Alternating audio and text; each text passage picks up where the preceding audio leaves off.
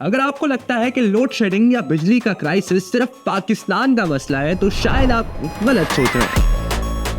Bangladesh is facing its worst electricity crisis in a decade. You know, millions of homes across India are plunged into darkness daily because of power cuts. दुनिया के कई मुल्कों में लोग इसी load shedding जैसे मसले का सामना करते हैं और अक्सर इसके पीछे एक ही वजह होती है, बिजली की चोरी या बिजली की अदम अदायगी। इसका असर सिर्फ पावर कंपनीज तक महदूद नहीं रहता, ग्रिड कमजोर होता है, कंपनीज को अरबों रुपए का नुकसान होता है और आम लोगों की रोजमर्रा जिंदगी मुतासिर होती है। लेकिन पाकिस्तान में इस मसले की असल कीमत कितनी है?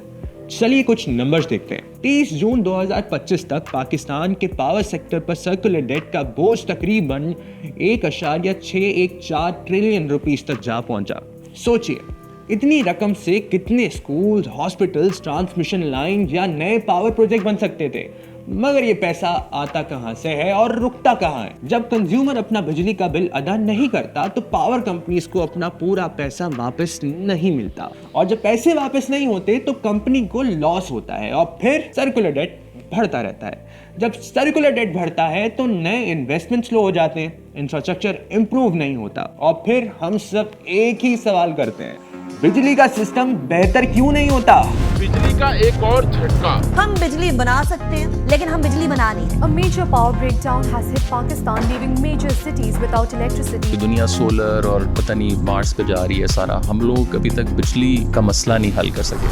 T&D लॉसेस पावर सेक्टर के अहम की परफॉर्मेंस इंडिकेटर्स यानी KPIs में से एक है, क्योंकि ये ऑपरेशनल एफिशिएंसी और फाइनेंशियल परफॉर्मेंस दोनों को जाहिर करता है। गुज़िश्ता 5 वर्षों के दौरान ट्रांसमिशन एंड डिस्ट्रीब्यूशन लॉसेस मुसलसल रेगुलेटरी टारगेट से ज़्यादा रहे हैं। इसके नतीजे में पैदा होने वाला माली दबाव इंफ्रास्ट्रक्चर की बेहतरी, मेंटेनेंस और सिस्टम अपग्रेड्स में सरमायाकारी को महदूद कर देता है। जब बिल्स अदा नहीं होते और बिजली चोरी होती है, बिजली की कंपनीज को माली नुकसान पहुंचता है। इससे बिजली की सर्विस क्वालिटी मुतासर होती है, सिस्टम की रिलायबिलिटी कम होती है और पावर सेक्टर की पैदावारी को नुकसान पहुंचता है। साथ ही सर्कुलर डेट बढ़ता है और मुल्क की मईशत पर भी बुरा असर पड़ता है। इसीलिए नेपरा के रेगुलेटरी डायरेक्टिव्स के तहत ट्रांसपेरेंसी बढ़ाने के लिए एक अहम कदम उठाया गया। अब तमाम पावर यूटिलिटीज अपनी वेबसाइट पर पब्लिक डिफॉल्टर लिस्ट बाकायदा पब्लिश करती हैं। सिर्फ इतना ही नहीं, पावर यूटिलिटीज रेगुलर एंटी गुंडा ड्राइव चलाती हैं और कई कंज्यूमर्स के लिए इंस्टॉलमेंट स्कीम्स भी प्रोवाइड करती हैं। जब ये टीम्स इल्लीगल कनेक्शन हटाने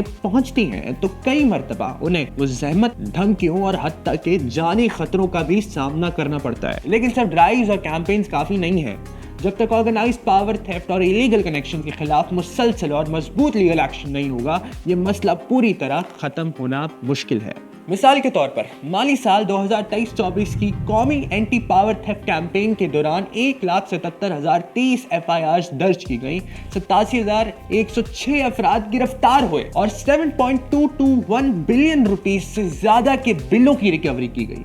ये नंबर्स बताते हैं कि जब बिजली चोरी के खिलाफ सख्ती से कार्रवाई की जाए तो वाज़ेह नतायज सामने आते हैं। अलबत्ता इसके बाद पब्लिक डोमेन में इसी स्केल के मुसलसल लीगल एक्शन नजर नहीं आए, और जब तक बिजली की चोरी और बिल की अदम अदायगी पर काबिल जिक्र काबू नहीं पाया जाता, सर्कुलर डेट का बोझ भी कम नहीं होगा और उसका असर आखिरकार हम सब पर ही पड़ेगा और हमारे मुल्क पर भी।